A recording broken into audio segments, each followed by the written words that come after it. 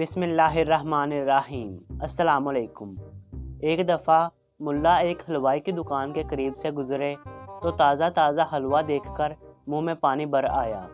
حسب معمول جیب بالکل خالی تھی، لیکن ملا دکان کے اندر تشریف لے گئے اور اندر جاتے ہی بڑے اطمینان کے ساتھ حلوہ کھانا شروع کر دیا۔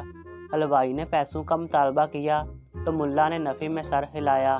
یہ دیکھ کر حلوائی کو بہت غصہ آیا اور ایک لکڑی اٹھا کر ملا پر حملہ آور ہو گیا۔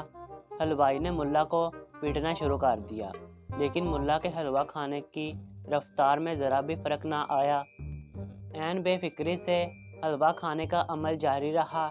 جب ڈنڈے ذرا زور سے پڑنے لگے تو ملا نے کھانے کی رفتار کو تیز کر دیا اور ہنس کر کہنے لگے، بھائی عجیب شہر ہے، یہاں کے باشندے کتنے مہربان اور نیک دل ہیں، غریبوں کو ڈنڈے مار کر حلوہ کھانے پر مجبور کرتے ہیں۔